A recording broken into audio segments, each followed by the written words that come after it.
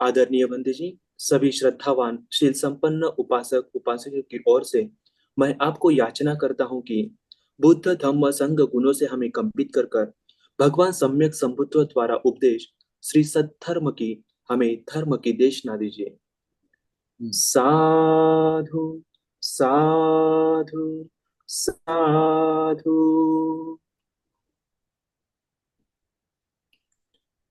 नमो तस् भगवतो अरहतो सम्मा सम्बुद्धस्स। नमो तस् भगवतो अरहतो सम्मा सम्बुद्धस्स। नमो तस् भगवतो अरहतो सम्मा सम्बुद्धस्स। साधु साधु साधु। श्रद्धावंत उपासक और उपासिकाओं, आज मैं आप लोगों को बहुत ही महत्वपूर्ण एक धर्म देशना बताने जा रहा हूँ, जो धर्म देशना तथागत सम्यक संबुद्ध ने हमें बताई है। यह सूत्र देशना संयुक्त निकाय में सगात वर्ग में प्रथम वर्ग है। देवता संयुक्त है, नड़ वर्ग उसमें आता है। ओघ तरण सूत्र, जैसे कि आप लोगों ने पहले भी पढ़ा था। ठीक है, सूत्र का नाम क्या है? ओघ तरण सूत्र। ओघ तरण नाम थोड़ा सा जाना पहचाना सा लग सकता है। अभी उसमें देखते हैं कि भगवान ने विमुक्ति दायिनी श्री सद्धर्म इसमें कैसे दिया है। ठीक है, जनरली हम भगवान बुद्ध के बारे में ऐसा समझते हैं कि संसार में एकमात्र विमुक्ति मार्ग का उपदेश देने वाले कोई है इस संसार में, तो भगवान बुद्ध है। इसीलिए उनको अमृतस्य दाता बुद्ध, अमृत निर्वाण के दाता बोलते हैं। और भगवान बुद्ध अमृत के दाता है, तो इसी गुणों को प्रकट करने के लिए भगवान बुद्ध अपने गुणों के बारे में ऐसे बताते हैं। तीनों सो भगवा तरणाय धम्मं देसेति। भगवान बुद्ध ने इन सभी ओघों को पार कर लिया है। उसे तीर्ण जासो, यानी तीर्ण का अर्थ होता है सभी ओघों को उन्होंने पार कर लिया है।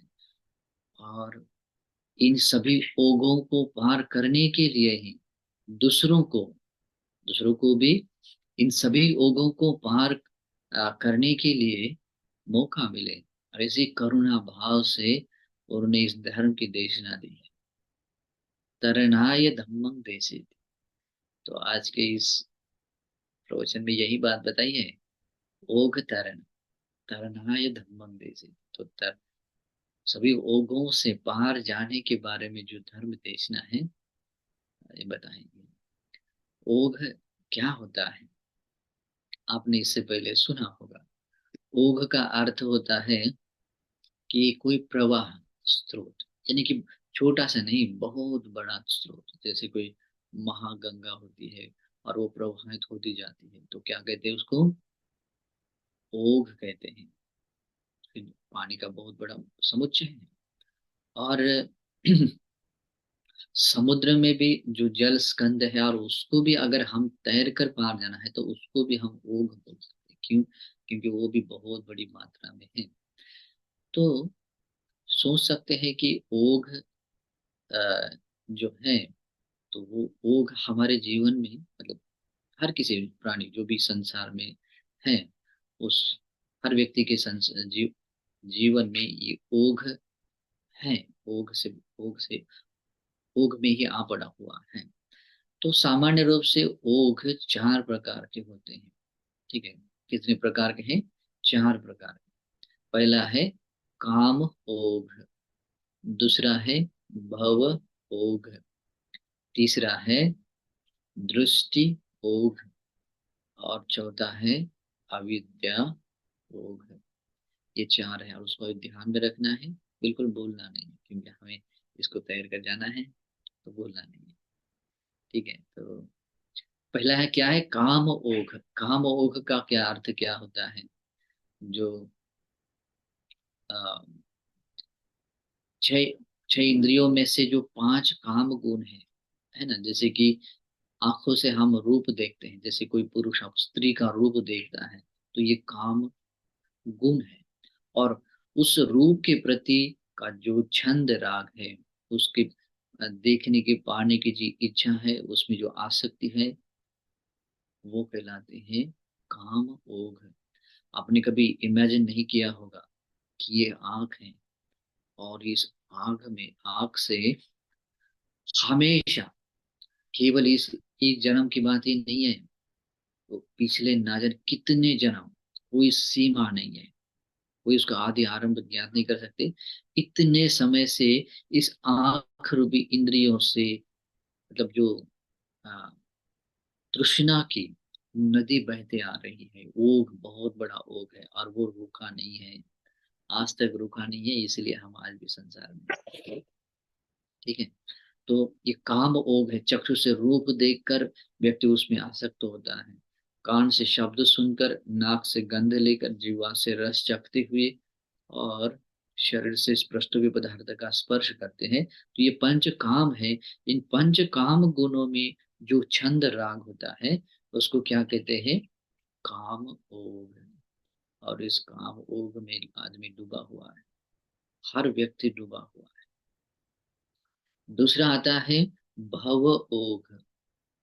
भव ओघ, आपने इससे पहले कभी सुना होगा, काम तृष्णा, भव तृष्णा, विभव तृष्णा, नाम सुना है कभी? है ना, दुख आर्य सत्य, दुख समुदय आर्य सत्य में इससे पहले सुना है। तो काम ओघ भी है। ओघ यानी कि वो भी उसी तरह से बड़ी मात्रा में बहुत बड़ा समुच्चय है संस्कारों का। और भव ओघ का अर्थ होता है कि जैसे रूप लोक, रूप लोक और अरूप लोक। रूप लोक कितने प्रकार के हैं? 16 प्रकार के हैं। ब्रह्म पारिसज्य देवता लोक से लेकर है अकनिष्ठ ब्रह्म, ये 16 है। और 4 अरूप लोक हैं। तो इन सभी देवता लोक में, इन ब्रह्म रूप लोक और अरूप लोक में जन्म लेने के लिए कौन से कर्म संस्कार कारण बन जाते हैं? उसको वो संस्कार होते हैं आनंद संस्कार, यानी कि वो ध्यान की स्थिति में रहकर कोई व्यक्ति प्रथम ध्यान को प्राप्त होता है, और उस ध्यान को, ध्यान में स्थित रहकर ही उसमें इतना आसक्त होता है कि मतलब उससे बाहर आना वो पसंद नहीं करता है। और वो चाहता है कि अगर मैं इसी ध्यान में स्थित रहकर अपना देह छोड़ूंगा तो मैं उस प्रकार के ब्रह्मलोक में जन्म लूंगा। ये बात उसको पता होती है। तो क्या कहते हैं? ध्यान निखंड, मतलब इस उसमें वो उस ध्यान में इस तरह से रमन करता है, मतलब उसमें लगा रहता है, और उसी में अपना देह छोड़कर उस ब्रह्मलोक में उत्पन्न होने की इच्छा रखता है। ठीक है। तो उस प्रकार के, अभी जैसे देखिए 16 प्रकार के ब्रह्मलोक में 4 ध्यानों तक की भावना से वहां तक जा, मतलब उत्पन्न हो सकते हैं। प्रथम ध्यान, द्वितीय, तृतीय, चतुर्थ। लेकिन चतुर्थ ध्यान होने के बाद भी, लेकिन उसमें जो आगे की शुद्धावास भूमि की जो 5 शुद्धावास भूमि है, उसमें केवल अनागामी व्यक्ति जा सकते हैं, लेकिन वो भी चौथे ध्यान के बाद। ठीक है। तो अलग अलग है। हमने इसके इसके बाद भी कभी हम प्रवचन सुनेंगे कि इन संस्कारों के अनुसार व्यक्ति कैसे ब्रह्मलोक में पैदा होता है। तो व्यक्ति जब अपने भीतर ऐसे छंद राग जगाता है, ऐसी कामना जगाता है, और उसमें आसक्त होता है कि नहीं, मुझे उस लोक में जन्म लेना है, तो वो क्या करता है? उस प्रकार की वो चेतना जगाता है। और चेतना का ही दूसरा नाम क्या है? संस्कार है ना, अभिसंखरोति, वो अभिसंस्कार संचित करता है। ठीक है। और इसी कारण से उस लोक में उसको संसरण करने के लिए, जन्म लेने के लिए कारण बन जाता है वो संस्कार। तो ऐसे कितने सारे ही संस्कार हम लोगों में पैदा होते हैं, है ना। और इसी कारण से व्यक्ति बार बार संसार में जन्म लेता है, बूढ़ा होता है, मरता है, और इस जन्म और मृत्यु के बहुचक्र से बाहर नहीं आता है। तो ये दूसरा ओघ है। ठीक है। तीसरा ओघ है दृष्टि ओघ।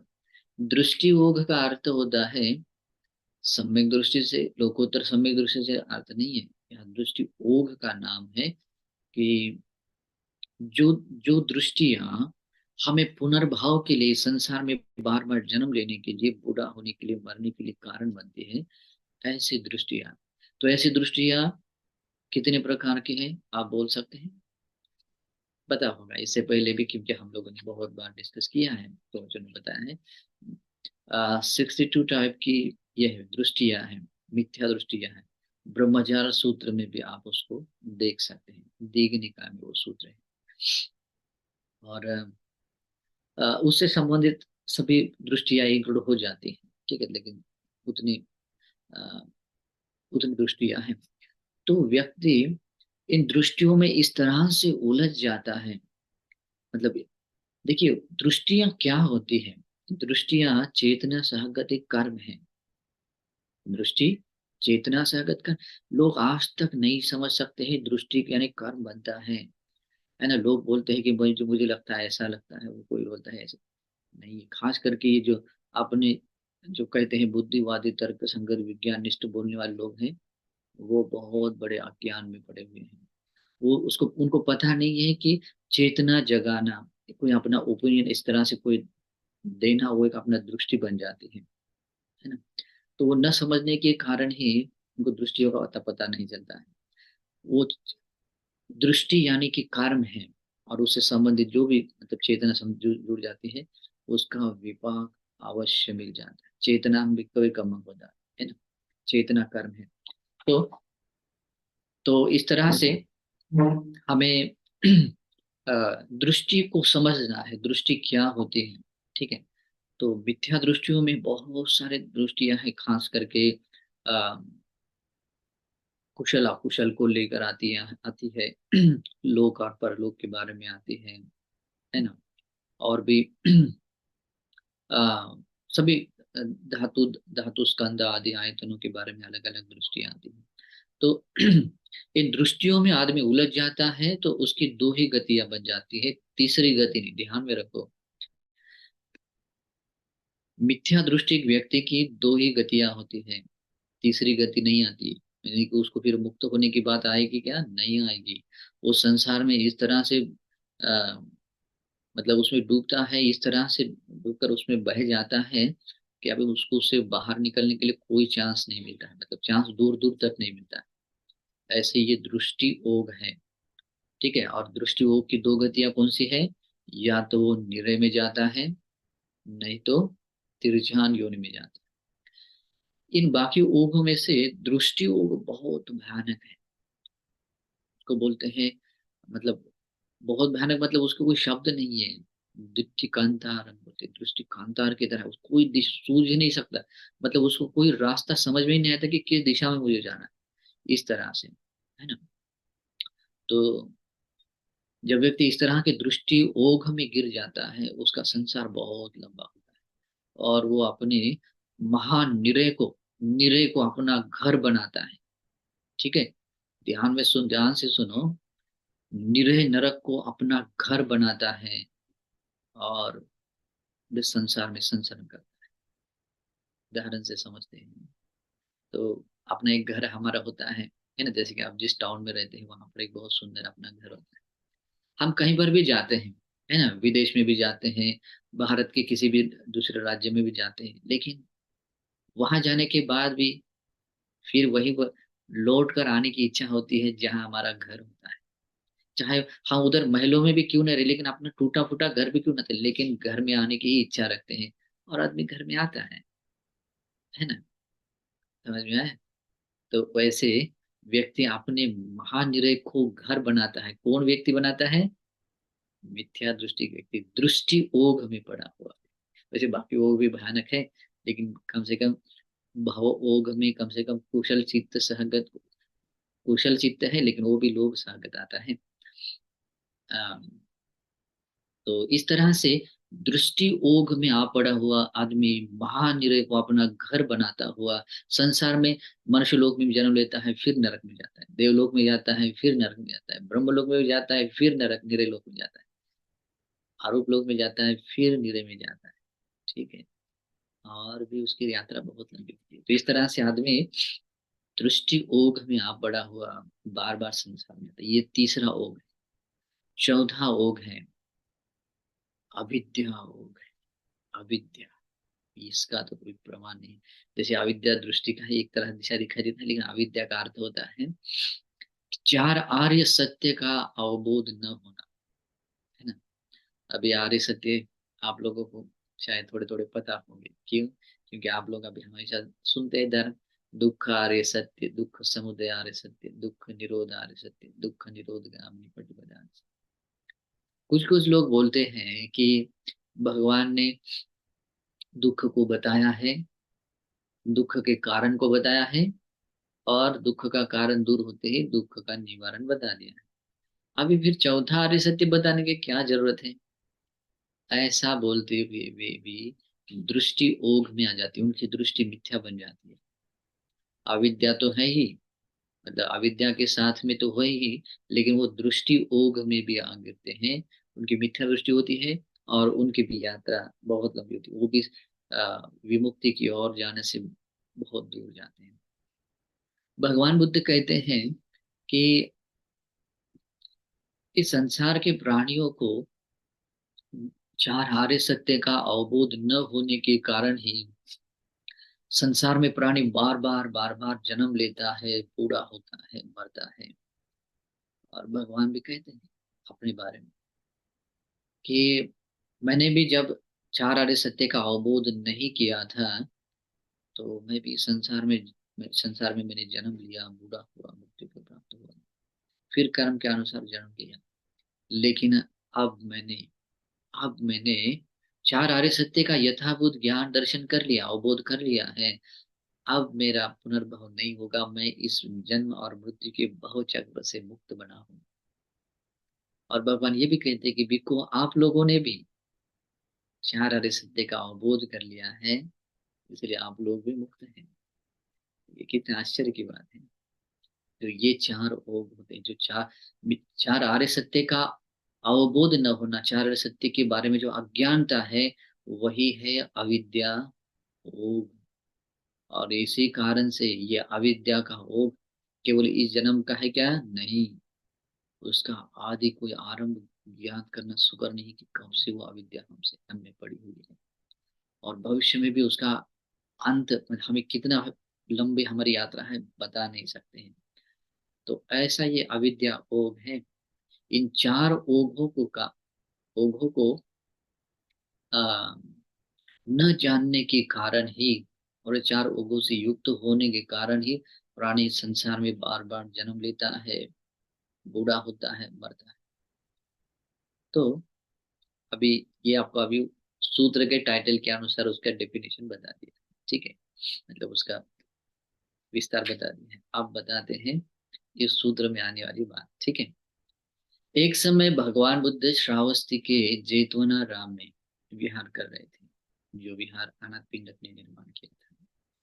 उस समय एक देवता उसका नाम है, अपने शरीर के प्रकाश से संपूर्ण जेतवन को प्रकाशित करती हुई भगवान के पास आती है, और मतलब वो देवता होता है, आता है और भगवान को अभिवादन करते हुए एक और बैठ जाता है। और एक और बैठे वो देवता भगवान को प्रश्न पूछती है। क्या प्रश्न होती है? कथन्नु त्वं मारिस ओघमतरी।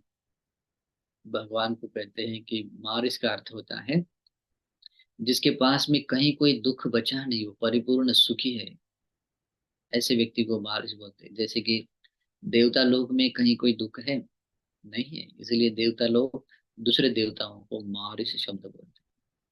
उसके संस्कृत में मार्श अर्थ होता है, ठीक है। लेकिन आजकल संस्कृत के लोगों को ये शब्द का अर्थ कोई पता नहीं, रंज मात्र भी पता नहीं, ठीक है।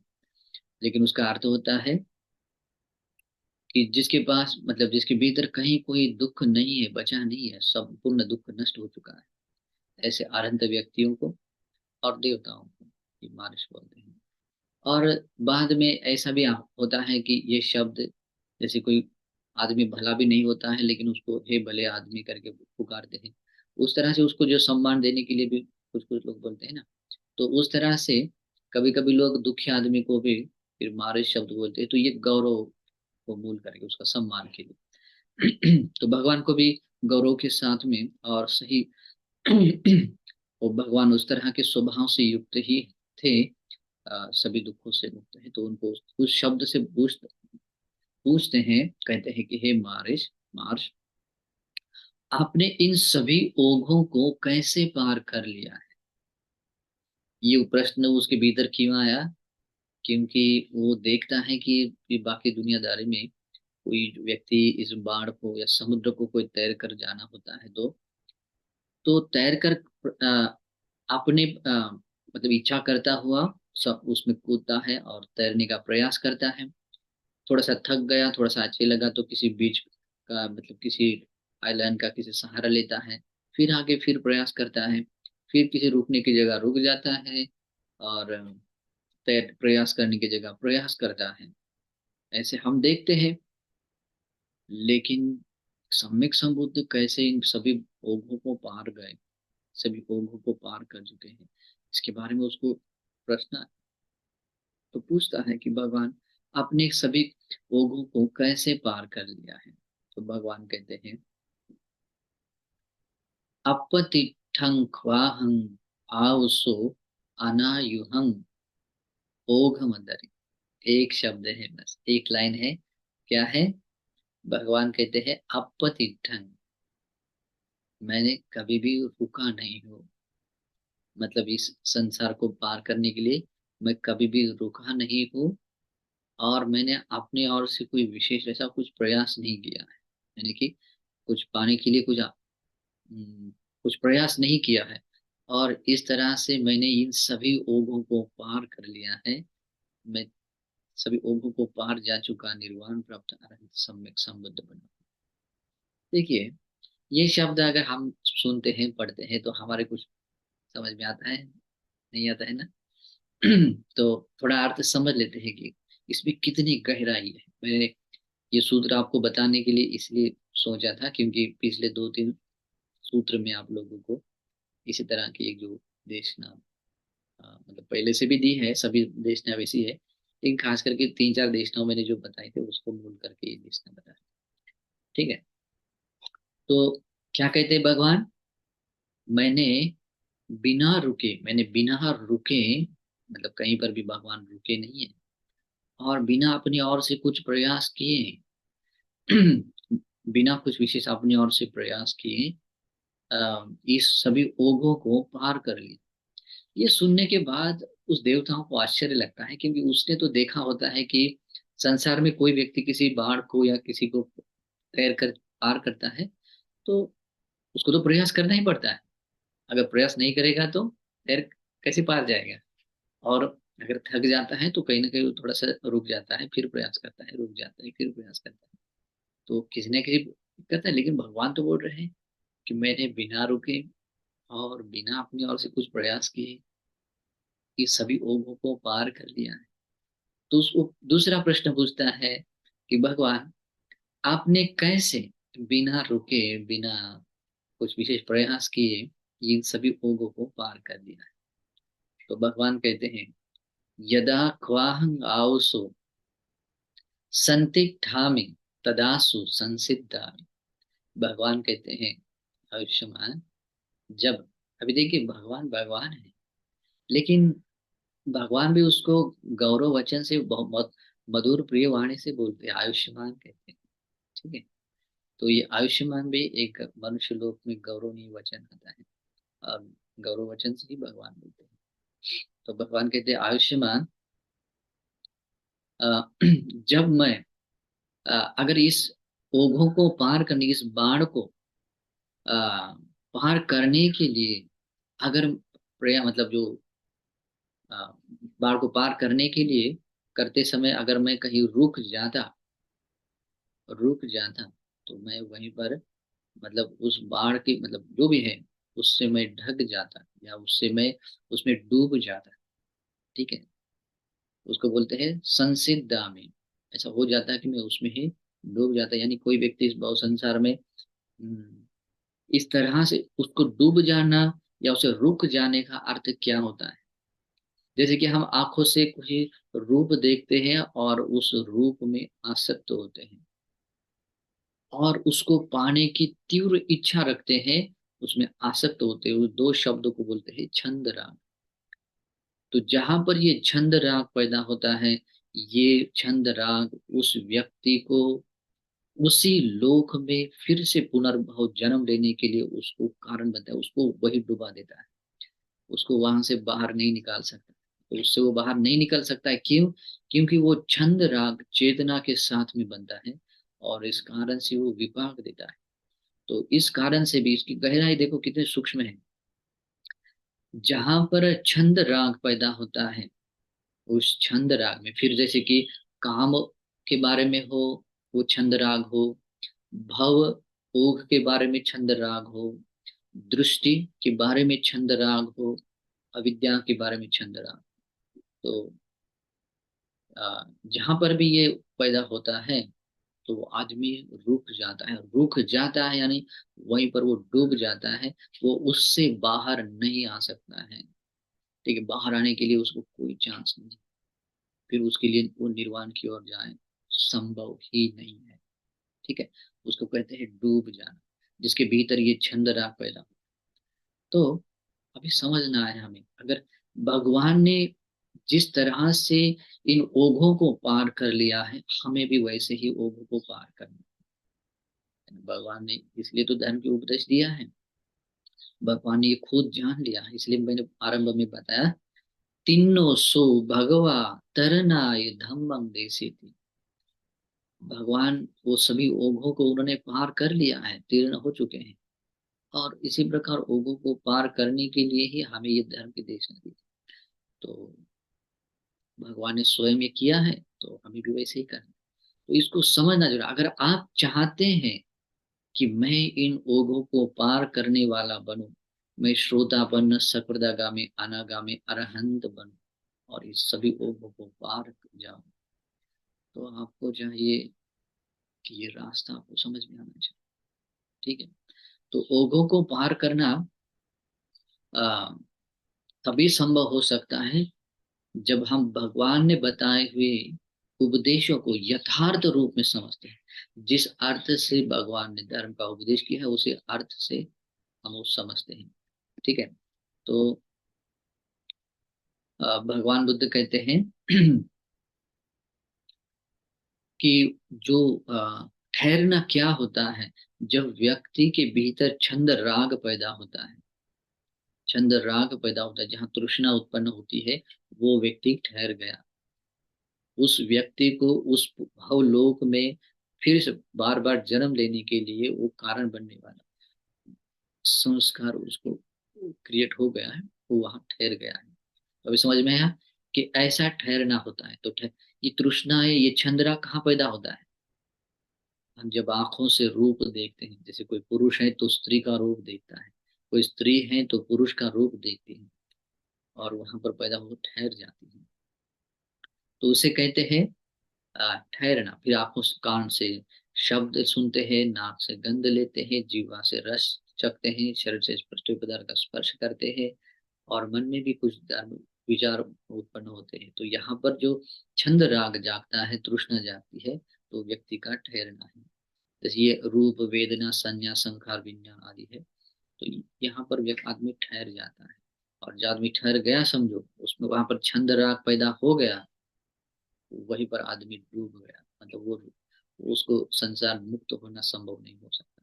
तो इस तरह से व्यक्ति डूबता है। तो भगवान कहते अगर मैं ठहर जाता, मैं अगर ठहर जाता, तो मैं ऐसे ही डूब जाता, इस बाढ़ से ऊब से ढक जाता। भगवान बुद्ध ने बोधिसत्व बनने के बाद, यानी कि 4 असंख्य 1 लाख कल्प से उन्होंने पारमिताएं पूरी की, और पारमिताएं पूरी करते हुए 18 जगह को छोड़कर हर एक जगह पर भगवान बुद्ध बोधिसत्व ने जन्म लिया। लेकिन भगवान ने क्या कहा? मैं वहां रुका नहीं। तो वहां पर रुकने जैसा जो चाहिए, वो उसमें उन्होंने क्रिएट नहीं किया है। उन्होंने उसकी सत्यता को समझ लिया, चाहे कितना भी किसी तरह का भी उनका जीव, लेकिन हमेशा उन्होंने अपना ज्ञान उपयोग किया है। इसलिए बोधिसत्व की 3 इंद्रिय प्रज्ञा हमेशा जागृत रहती है, उसको कोई ये नहीं कर सकता। और इसीलिए उनकी जीवन धारा 100% निर्वाण की ओर ही चली जाती है। वो 3 इंद्रियां होती है, श्रद्धा इंद्रिय, वीर्य इंद्रिय, प्रज्ञा इंद्रिय। ये प्रवचन कभी फिर से सुनेंगे, ठीक है। तो ये इस कारण से वो चाहे किसी भी तिरछान लोक में भी क्यों न हो, वहां पर भी जैसे अनंत लोग रहते हैं वैसे ही अपने रूप वेदना संज्ञा संखार विज्ञान को लेकर ऐसे ही वो देखते हैं। और इस कारण से उनका ठहरना नहीं। अगर वो ठहरते तो वही डूब जाते, उसको अ, ये नहीं होता। लेकिन उनकी इंद्रिया और लेकिन और ऑलरेडी जागृत हो चुकी होती है, श्रद्धा वीर्य प्रज्ञा, और इसी कारण से बोधिसत्व बिना ठहरे ये संसार की यात्रा करते हुए और बिना विशेष प्रयास किए विमुक्त हो जाते हैं तीनों। अभी आगे का अर्थ बता समझते हैं कि कैसे व्यक्ति विशेष प्रयास करने वाला होता है, ठीक है। तो अभी समझ में है आप लोगों को कि ठहरना क्या होता है और बोधिसत्व ने किस तरह से बिना ठहरे हुए यात्रा की। अगर हमें भी इस ओघों को पार कर जाना है, हमें भी निर्वाण चाहिए, तो हमें भी ठहरना नहीं, हमें भी बिना ठहरे हुए ये यात्रा करनी है। तो इसके लिए हमें इन्हीं शीलों का पालन करना है, समाधि का अभ्यास करना है, प्रज्ञा को पुष्ट करना है, प्रज्ञा को जगाना है। तो इस तरह से शील को परिपूर्ण करना है, समाधि को प्राप्त करना है, प्रज्ञा को उत्पन्न करना है। और ऐसे करते हुए हम इस कहीं पर भी न ठहरने वाले बन जाते हैं। और दूसरा भी कारण बताते हैं, बिना विशेष प्रयास किए क्या कहते हैं, भगवान आगे कहते हैं, यदा ख्वाहं आउसो आयुहामि तदासु निबुह्यामि। और भगवान कहते हैं कि अगर मैं अपनी ओर से, जब मैं अपनी ओर से कुछ प्रयास करता, तब भी मैं वहां पर डूब जाता। अभी अपनी ओर से कुछ प्रयास करने का अर्थ क्या होता है, इसको भी समझना जरूरी है। अभी बहुत सारे लोग हैं कि मैं कल ये करूंगा, मैं वो करूंगा, है ना, सोचता है। कोई व्यक्ति सोचता है कि मैं अगले जन्म में मैं तेरा ही पुत्र बनूंगा, है ना, तेरी ही बीवी बनूंगा, तेरा ही पति बनूंगा, आदि आदि सब कुछ बोल देता है। कोई कोई व्यक्ति कहता है कि मैं अगले जन्म में देवता बनूंगा, कोई कोई कहता है कि मैं उस ब्रह्मलोक में जन्म लूंगा और ब्रह्मलोक में आदि आदि सोचता है ना। तो ये जो सोचना है अभिसंखार का मतलब पैदा करता है, संस्कारों को पैदा करता है अविद्या के कारण। तो उस वो व्यक्ति भी उस इसमें डूब जाता है, वो उससे बाहर नहीं आ सकता, उसकी यात्रा निर्वाण की ओर नहीं जा सकती है, ठीक है। तो अ, अपनी ओर से विशेष प्रयास करने वाले लोगों के बारे में ऐसा बताया है कि जो व्यक्ति ध्यान स्थिति को प्राप्त करता है, प्रथम ध्यान को प्राप्त करता है, तो प्रथम ध्यान की 3 स्टेप्स होती है। एक एकदम निचला स्तर होता है, मध्यम स्तर होता है और उच्च स्तर होता है। तो ये 3 स्तरों में से ध्यान एक ही है, लेकिन उसके स्तर 3 है। और उसके उसमें रहते हुए अगर देह छोड़ता है तो ब्रह्म पारिषज्य देवलोक में उत्पन्न होता है।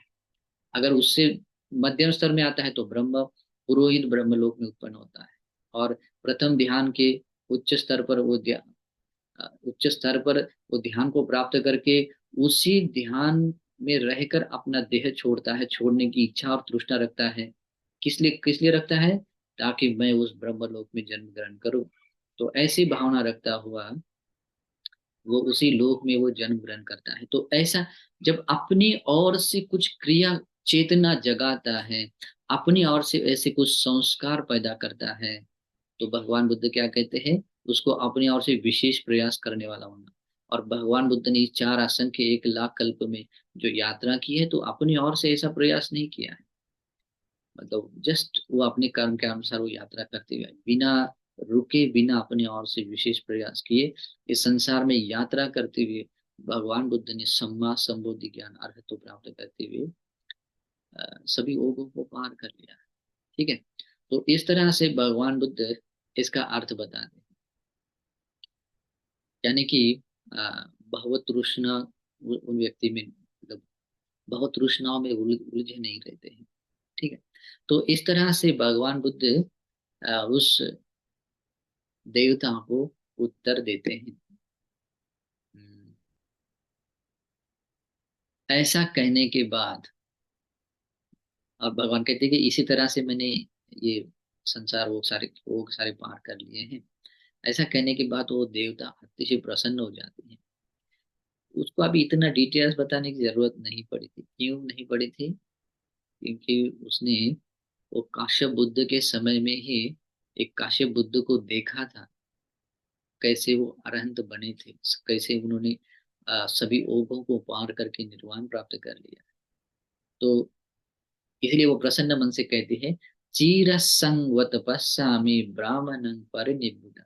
मतलब काश्यप बुद्ध को देखने के बाद, गौतम बुद्ध को देखने का जो समय था वो बहुत लंबा समय, असंख्य वर्ष था, उसमें काउंटिंग नहीं कर सकते हैं।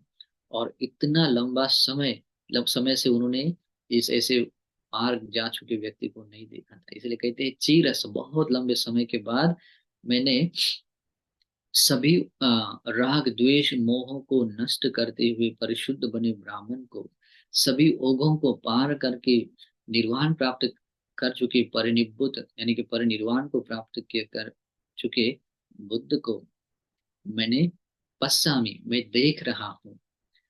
अपतिष्ठं अनाह्युयं तीर्णं लोके विसिद्धकं, और सभी तृष्णाओं के बाड़ों को पार कर चुके। और वो किस तरह से पार कर लिया है?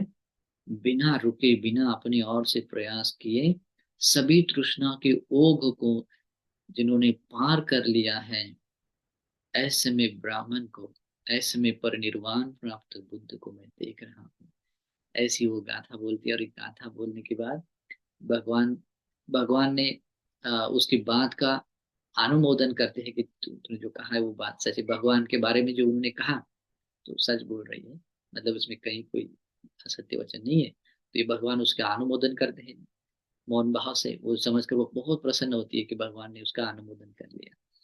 और ये बात यहीं तक नहीं रुकती है, इस इतने से उपदेश में इसने इतना धर्म का अवबोध कर लिया, वो श्रोतापन्न देवता बन जाती है ना।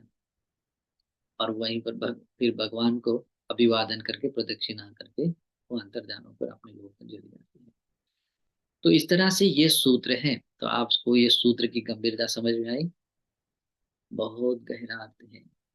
अगर आप चाहते हैं कि मैं भी इस सभी ओघों को पार जाने वाला बनूं, आप चाहते हैं कि मैं श्रोता बनूं, सकृदागामी अनागामी अरहत बनूं, तो आपको भी ये धर्म का मार्ग समझना है। अगर आप सही तरीके से सम्यक दृष्टि, सम्यक संकल्प आदि आर्य अष्टांगिक मार्ग को समझते हैं और उसके अनुसार भावना करते हैं, तो आप भी वैसे ही बनेंगे, बिना रुकने वाले, बिना अपनी ओर से कुछ प्रयास करते हुए इस परिपूर्ण आर्य अष्टांगिक मार्ग को पूरा करते हुए निर्वाण पाने, सभी ओगों को पार जाने वाले बन सकते हैं।